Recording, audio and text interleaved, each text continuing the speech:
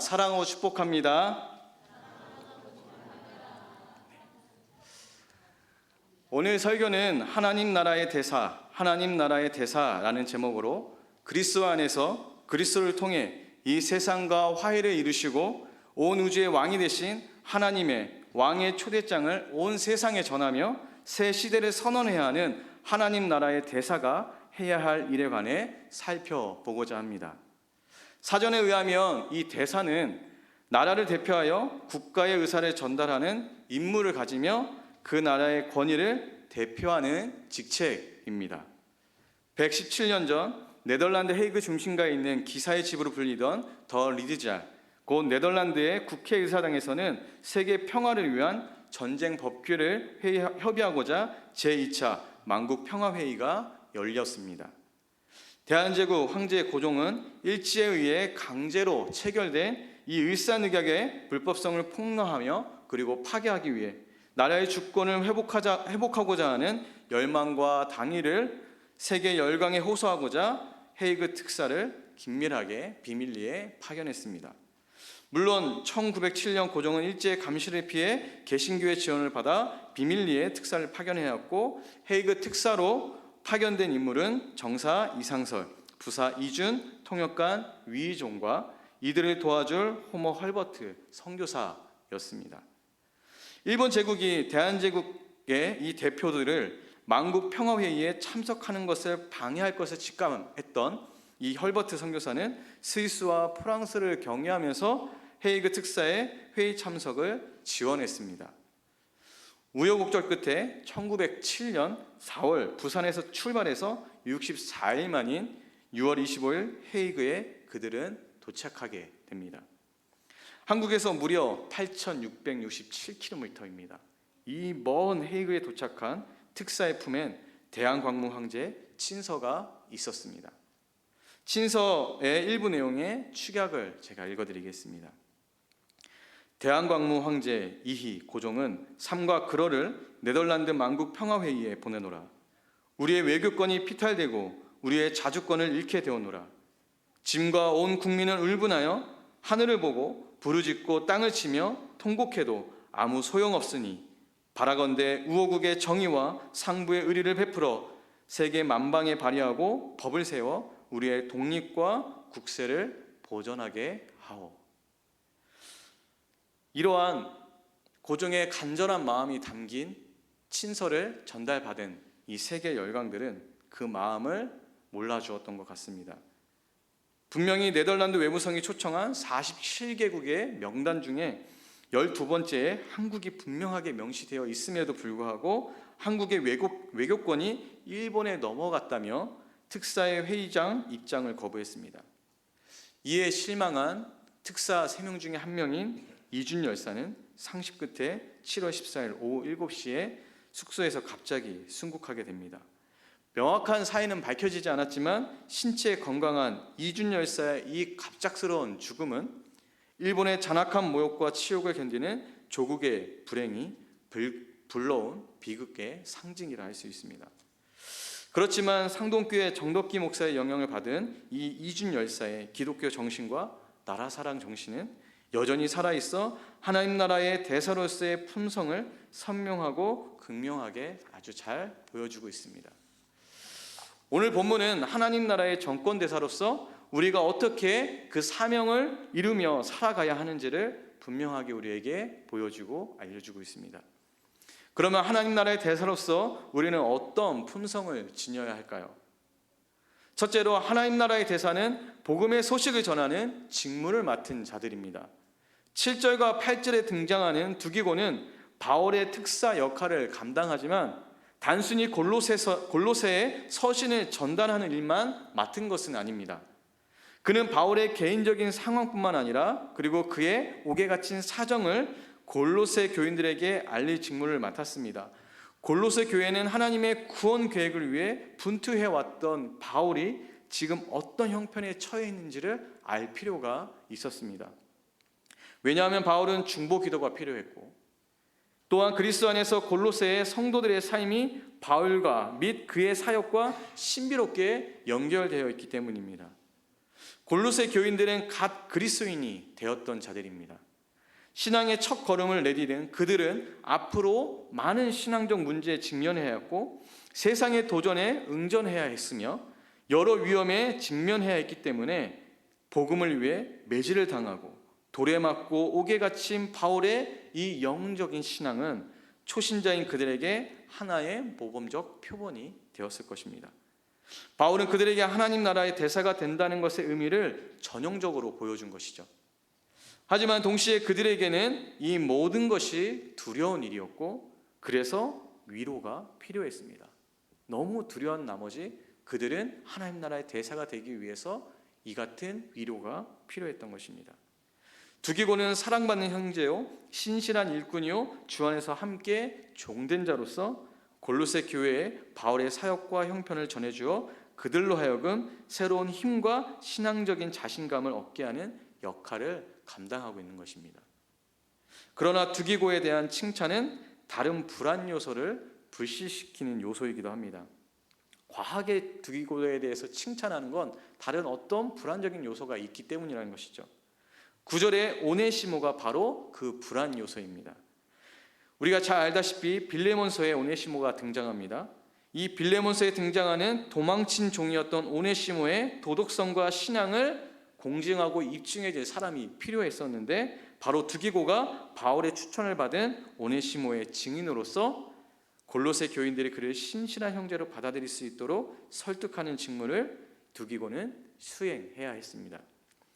이제 이 두 사람은 바울의 처지와 에베소 교회의 상황 그리고 박해의 가능성을 포함 골로새 교회가 앞으로 겪게 될 신앙적 위기에 대한 여러 가지 소식과 가르침을 전하게 될 것입니다. 무엇보다 그들은 바울을 통해 승리하는 복음의 소식을 전하는 임무를 맡게 됩니다. 독일의 베를린의 한 유복한 가정에서 출생한 발터 베냐민은 유대계 독일인으로 메체미학의 선구자들 중 한 사람으로 유명합니다. 문인이며 비평가인 그는 전쟁을 일으키고 유대인을 학살하는 이 나치의 파시즘 속에서 지식인으로서 자신이 무엇을 해야 할지 고민하고 있었습니다. 히틀러에 저항하면서 돈이 없어서 피난과 망명의 길에 짧게 메모했던 그 글들을 모아냈던 그의 책들은 인간이 가야 할 길에 대한 진지한 고민을 담고 있습니다.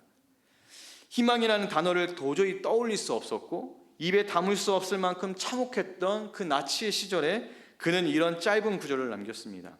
일방통행로라는 책에 나와 있는 글입니다. 교회 현관에 안드레아 피사노의 희망이 그려져 있다. 그 희망은 앉아서 손에 닿지 않는 어떤 열매를 잡으려고 팔을 들어 올리고 있지만 잡지 못한다. 그럼에도 그 희망은 날개를 갖고 있다. 어떤 것보다 이보다 진실할 수 없다. 14세기 이탈리아의 조각가 안드레아 피사노는 피렌체 성당 건물 내에 모자이크와 청동 조각으로 유명합니다. 김은교 시인의 한 책에 베냐민이 말한 이 피사노의 희망에 대한 해설이 나와 있습니다.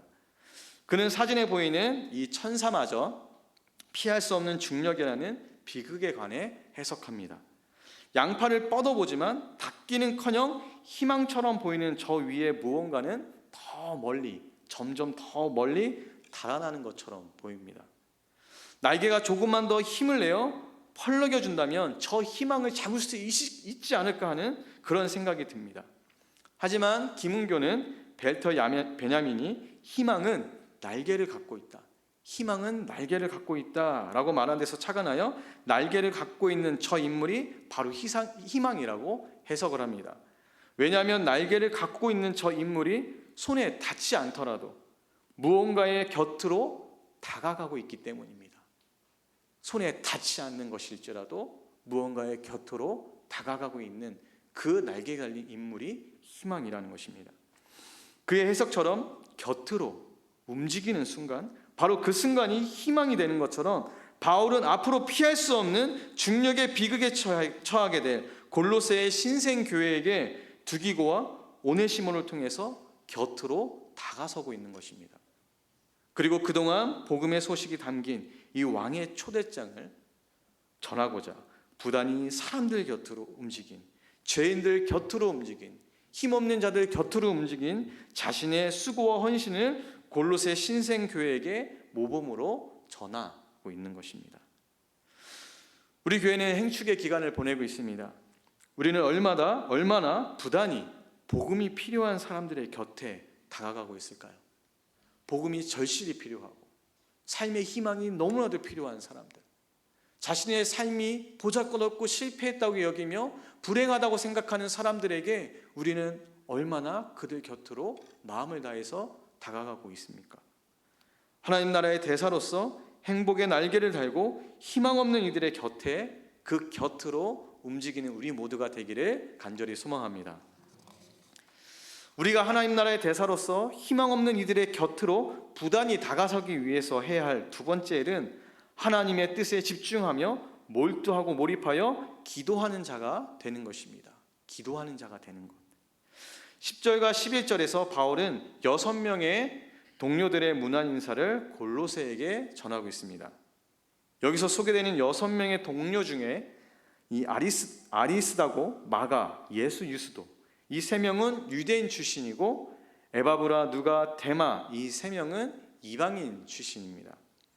그런데 특이한 것은 이들 중에 바울과 함께 에베소에 있고 데살로니가 출신의 마게도냐인인 아리스다고만이 바울과 함께 갇힌 자로 묘사되고 있습니다. 그가 실제로 감옥에 갇혔는지는 알 수 없으나 바울과 함께 갇힌 자라는 이 표현은 선교사로서 그의 초기 이력에 기복과 흠이 분명히 있었지만 이제는 당당히 바울의 동역자로 회복되었다는 사실을 분명하게 보여주고 있습니다. 이 단락이 또 다른 특이할 점은 이 아리스다고와 마가와 예수 유스도는 하나님 나라를 위해 함께 일하는 유대인 동역자라는 점입니다. 우리가 알고 있듯이 유대인 그리스도인들은 할례파입니다. 그리고 바울은 항상 할례파 그리스도인들과 논쟁을 벌이고 그들과 척을 지고 그들과 늘 대척점에 서 있는 것을 서슴지 않았습니다. 물론 이 세 사람을 할례파로 특정할 근거는 많지 않지만 그래도 분명한 것은 그들이 바울보다 유대 율법의 준수에 더 관심을 가진 기독교의 한 분파에 속해 있던 사람이었기 때문에 바울과 함께 그리스도의 복음을 선포한 이들의 동역에 바울에게는 엄청난 위로였고 큰 성과였고 감사였던 것은 분명해 보입니다. 이러한 위로는 12절과 13절에 등장하는 에바브라의 문안 인사에서 더욱 배가 됩니다. 에바브라는 오네시모처럼 골로새 출신으로서 바울 자신처럼 그도 골로새 교인들을 하여금 하나님의 모든 뜻 가운데서 견고하고 온전하고 확신 있게 서게 하기 위해서 애쓰고 기도한 인물로 소개됩니다. 물론 여기서 하나님의 뜻은 세상의 구원이라는 하나님의 전체 계획 전체를 가리킵니다. 에바브라는 바울처럼 골로새 신생교회가 하나님이 무엇을 하고 계시며 그들에게 무엇을 명령하는지를 이해하였기에 그들이 확신한 진리 위에 기초가 단단한 성숙한 그리스도인으로 성장하기를 바라며 그들을 위해 기도했습니다. 골로새 신생교회를 위해 기도하는 이들의 명단에는 사랑하는 의사 누가와 데마도 있습니다. 여기에 기록된 모든 이들은 하나같이 하나님의 뜻에 몰두하고 그 뜻을 이루고자 기도하는 자들이었습니다. 신학자 로안 윌리엄스는 무엇보다 우리에게 필요한 것이 기도의 성숙이다. 무엇보다 우리에게 필요한 것은 기도의 성숙이다라고 말했습니다. 흔히 우리가 기도가 잘한다라는 말을 합니다. 이것은 어떤 효과 좋은 영험하고 특별한 영적 기술을 손에 쥐는 것을 의미하지 않습니다. 기도가 성숙한다는 것은 그리스도의 장성한 분량에 이르는 것을 말합니다. 하나님의 형상으로 무르익어가는 영적 성숙의 과정이 바로 기도인 것입니다. 하지만 그 성숙의 과정은 결코 편안하고 쉬운 길은 아닙니다.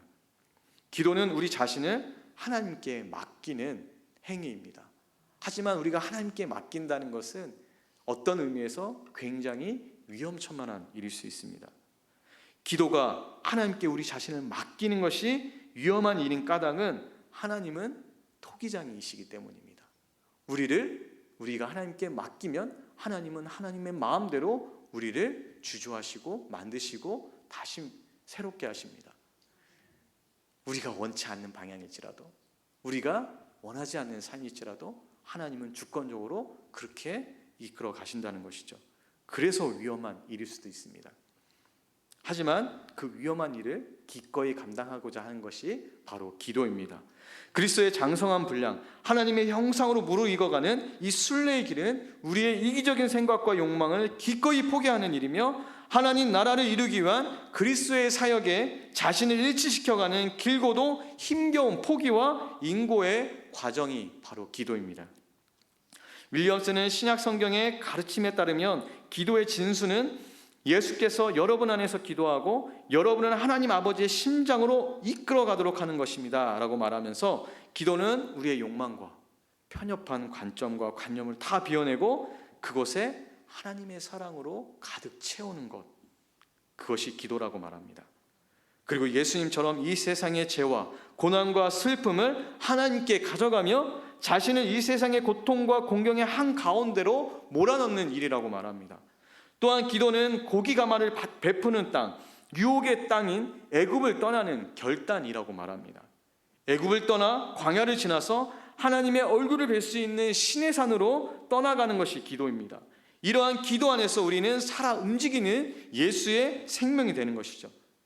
바울과 동역자들은 기도로 애굽을 떠나 배불리 먹고 싶은 욕심을 포기하고 추우며 따뜻한 곳에 눕고 싶은 마음을 비워내고 예수의 생명이 되어서 골로새 신생교회를 위해 기도했습니다.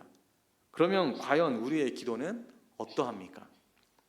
나지안조스의 그레고리오스는 기도는 관계를 치유한다, 기도는 관계를 치유한다 라고 말했습니다.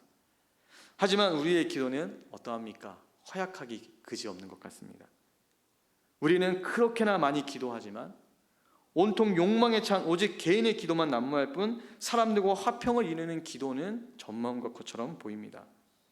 이웃과 타자와의 평안을 회복하는 기도가 없다면 우리는 언제나 우리의 쓸데없는 감정과 타락한 본성에 휩싸여 사방으로 사납게 날뛰는 격정적이고 볼썽사나운 삶을 살아갈 뿐입니다. 오직 기도로 성숙해가며 애굽을 떠나 이 세상을 치유하는 하나님 나라의 대사가 되기를 간절히 소망합니다. 이제 마지막으로 살펴볼 하나님 나라의 대사의 공적 업무 세 번째는 15절부터 18절의 말씀인데, 이 세대를 치유하며 그리스도의 은혜의 새 시대로 이 타락한 세상과 사람들을 인도하는 일입니다. 바울은 15절에서 18절을 통해서 골로새 교인들에게 자신의 문안 인사를 서쪽으로 약 16km 떨어진 라우디게아에 있는 형제 교회에게 전해달라고 요청합니다. 눈바와 그 여자의 집에 있는 교회라는 표현을 통해서 알 수 있듯이 이곳 교회는 유대인들의 회당처럼 단독 건물이 있는 것이 아니라 어떤 특정 건물을 소유하지 않고 개인 집에서 모여서 예배를 드렸던 것으로 보여집니다.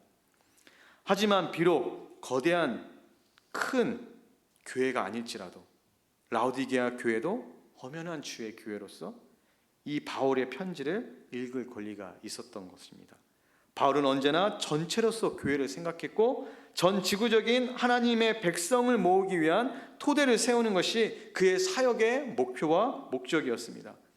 그래서 그는 자신의 서신을 기꺼이 회람 서신이 되도록 허용한 것입니다. 물론 그는 자신이 이 편지들을 쓸 때에 지금 오늘날 우리가 보듯이 신약 성경이 될 것이라고 예상하지 못했을 것입니다. 하지만 회람 서신으로서 이 바울 서신은 지중해의 모든 교회를 진리의 굳건한 터 위에 세우며 교회가 세계적인 하나님 백성의 모임이 되기에 충분한 역할을 감당할 수 있었습니다. 그리고 바울은 그러한 자신의 기대에 이 아키포가 부응할 수 있기를 바라고 기도했습니다. 아키포는 아마도 교회 안에서 가 신앙을 가진 새 신자들을 말씀으로 가르치고 믿음과 사랑 안에서 바로 세우는 사역을 위해 따로 세워진 직분자였을 것입니다. 빌레몬서에서 그는 바울이 함께 병사된 아키포라고 지켜 세울 만큼 매우 친근하며 믿을 만한 사람이었습니다. 이 믿을 만한 사람의 직분은 바로 섬기는 일입니다. 섬기는 일. 섬기는 일은 디아코니아로 표현되는데, 이는 섬기는 자가 되어 이 땅에 오신 그리스도의 대행자, 곧 하나님 나라의 대사로서 배운 바대로 행하고 가르치는 일로서 자신의 사명을 완수한다는 것을 의미합니다. 하나님 나라의 대사로서 사명을 완수하는 일은 바울로 하여금 감옥에 갇히게 만들었습니다. 옥에 갇히게 됐고 매질을 당하게 만들었습니다. 하지만 이것이야말로 은혜인 줄 믿습니다. 왜냐하면 그리스도의 은혜에 새 시대의 도래를 외치는 사명은 이 세상의 저항과 마주서게 하는 위험천만한 일이기 때문입니다. 이제 친필로 서명하여 문안하는 바울로부터 골로새 신생교회는 하나님의 은혜를 깊이 깨닫게 됩니다. 은혜는 이기적인 우리를 섬기는 자가 되게 하고 하나님 나라의 대사로 변화시키는 하나님의 능력인 것입니다. 그러면 우리는 어떻게 섬기는 자로서 그리스도의 은혜의 새 시대의 도래를 알릴 수 있을까? 윤동지 시인의 두 시를 낭독해 드리겠습니다. 하나는 해바라기 얼굴이라는 시고 하나는 병원이라는 시입니다. 누나의 얼굴은 해바라기 얼굴, 해가 금방 뜨자 일터에 간다. 해바라기 얼굴은 누나의 얼굴, 얼굴이 수거들어 집으로 온다. 병원입니다. 여자는 자리에서 일어나 옷깃을 여미고 화단에서 금자나 한 포기를 따 가슴에 꽂고 병실 안으로 사라진다. 나는 그 여자의 건강이 아니 내 건강도 속히 회복되기를 바라며 그가 누웠던 자리에 누워본다. 윤동주 시인은 공장 노동자였던 누나의 얼굴에서 공고한 상태에 있는 자신을 발견합니다. 또한 병든 여인이 누워있던 그 자리에 누워봄으로써 그 사람의 아픔에 공감할 수 있게 됩니다. 윤동주 시인의 이 타자윤리는 섬기는 자로 이 땅에 오신 예수님과 닮아 있습니다. 예수께서는 순수 혈통인 유대인들이 혼혈인 사마리아인들을 업신여겨서 사마리아 지역을 통과하지 않고 먼 거리를 우회하여 여행하는 것을 비꼬면서 영생이 무엇이며 누가 이웃이냐는 바리새인의 이 비아냥에 맞서서 착한 사마리아인의 비유를 드십니다. 예수님의 이 비유에서 강도를 만나 죽어가던 사람을 보고도 지나쳐버린 사제와 레인과 달리 길 가던 사마리아인은, 유대인들이 그토록 혐오했던 이 사마리아인은 그 옆을 지나가다가 가엾은 마음이 들어 걸음을 멈추고 그를 기꺼이 끝까지 보살폈습니다. 여기서 가엾은 마음이 들어 혹은 불쌍히 여기다는 말의 헬라어는 창자가 뒤틀리고 끊어져 아플 정도로 타자의 아픔을 공유하고 공감하는 뜻을 가지고 있습니다. 이는 우리말에 애간장이 탄다라는 말로 창자가 끊어질 듯한 아픔을 말합니다. 예수님은 고통받는 자에게 사랑을 베푸는 사람이 진정한 이웃이라고 말씀하셨습니다. 예수께서 말씀하신 이웃은 윤동주처럼 타인의 얼굴을 마주서고 타인을 책임지고 환대하며 그 아픔에 공감하여 실제적이고 구체적인 것으로 응답하는 사람입니다. 윤동주 시인은 그의 시 십자가에서 정말 괴로웠지만 타락하고 이 비루한 이 세상과 인류를 구원하기 위해 모가지를 들이우고 꽃처럼 피어나는 피를 어두워가는 하늘 밑에 흘리신 예수님은 타인의 괴로움을 외면하지 않고 그의 고통과 죄의 짐을 대신 지시는 그 순간 그분은 행복한 분이 되셨다라고 말하고 있습니다. 우리가 타자에게 할 수 있는 진정한 사랑은 복음을 전하는 일입니다. 예수님은 창자가 뒤틀리고 끊어져 아플 정도의 이 가엾은 마음으로 그 복음과 새 시대의 도래를 외치셨습니다. 오직 이 십자가의 마음으로만 우리는 그리스도의 은혜의 새 시대로 사람들을 인도해 낼 수 있는 것입니다. 말씀을 맺도록 하겠습니다. 오늘 본문을 통해서 그럼 우리는 어떻게 살아갈까? 무엇을 배울 수 있을까? 복음의 증인으로 그리스도인은 세속사회 한복판에 하나님의 거룩한 백성이라는 독특한 정체성을 유지하면서 선교적, 전도적 삶에 투신해야 합니다. 전적으로 그러한 삶을 살아내야 될 줄 믿습니다. 바울은 로마서 11장에서 고륙 친척 유대인들의 일시적인 완고함과 우둔함으로 말미암아 오히려 모든 이방인들을 향해 구원의 문이 활짝 열리게 되었다고 주장하고 있습니다. 그리고 결국 어느 시점에는 유대인들이 이방인들이 받은 하나님의 자비를 보고 회개하게 될 것이고, 마침내는 그들도 다시 하나님 나라 안으로 받아들여질 것이라고 기대하고 있습니다. 이 모든 일이 지나면 하나님의 집에는 잃어버렸던 백성들로 가득 찰 것이라고 전망하고 있습니다. 그래서 바울은 하나님의 구원사가 완성이 되는 날까지 쉬지 않고 유대인과 이방인 모두에게 복음을 전하기 위해 평생을 바쳤던 것입니다. 한 통계에 의하면 2022년 한국 선교사 현황은 169개국에 장기 선교사 약 2만 2천 명이 파송되었다고 합니다. 가히 선교 왕국이라고 할 만합니다. 하지만 아직 이 세계에는 복음을 한 번도 듣지 못한 사람들이 분명히 존재합니다. 성령의 강력한 추동에 의해 땅끝에 사는 사람들을 향해 복음을 들고 나아갈 헌신된 사람들이 더 많이 필요합니다. 자기 중심적인 삶의 궤도에서 탈출하여 타자 지향적인 삶을 살아내고자 선교사로 헌신하는 사람을 하나님은 여전히 찾고 계신다는 것입니다. 또한 하나님을 그들을 통해 하나님의 복음이 미치지 않는 죽음의 그늘 아래에 사는 사람들까지도 하나님 나라의 혜택을 덧입는 날이 올 것을 기대하고 계십니다. 하지만 점차 세계적으로 기독교 복음 운동은 쇠락하고 있는 듯이 보입니다. 어쩌면 바울이 경험했던 하나님 나라 경험이 점점 희미해져 가는 것이 원인일지도 모르겠습니다. 그는 하나님 나라 대사로서 그 십자가의 도를 온 몸으로 체험하며 살아갔던 하나님의 사람입니다. 하나님 나라 이 경험은 소유하는 경험이 아니라 소유되는 경험입니다. 오늘날 소비 사회를 살아가는 우리 현대 그리스도인들은 너무나도 소비하고 소유하는 것에 집착합니다. 하지만 오히려 하나님 나라는 소유되는 경험이라고 말합니다. 우리가 무언가를 소유하는 것이 아니라 우리가 하나님의 소유된 백성이 되는 것, 그것을 경험하는 것이 하나님 나라 경험입니다. 하지만 여전히 우리는 자기 비움과 자기 부인이 불가능한 지경에 이른 것이 아닌지 의심스럽기만 합니다. 하나님 사랑과 이웃 사랑을 가로막는 우리의 잉여 욕망과 계층적, 지역적, 인종적 이익과 기득권과 모든 것이 보장된 편안하고 안락한 삶에 대한 욕구의 이 점진적 소멸을 경험해야 합니다. 자신이 속한 지역적인 기반을 벗어나 단순히 우리의 삶의 그 반경이 아니라 하나님께서 원하시는 것은 세계 만방으로 나아가는 것, 그 세계 만민의 영적인 필요에 응답하는 것, 그것이 하나님께서 원하는 삶인 줄 믿습니다. 자기 경계를 허물고 나 중심에서 다른 사람들의 유익과 필요, 무엇보다도 복음의 그 필요로 이동하는 자기 하강의 선교운동이 한반도와 다시 한번 행복한 이 베들레헴 교회 안에 회복되기를 간절히 소망합니다. 하나님 나라 대사로서 우리의 삶의 자리에서, 그리고 우리의 삶의 그 지경을 더 넘어서 하나님 나라를 확장하게 되는 그 놀라운 선교적이고 전도적인 삶을 경험하게 되기를 간절히 축복합니다. 행축 기간 동안 우리가 해야 할 일, 바로 하나님 나라의 대사가 되는 일인 줄 믿습니다. 이 시간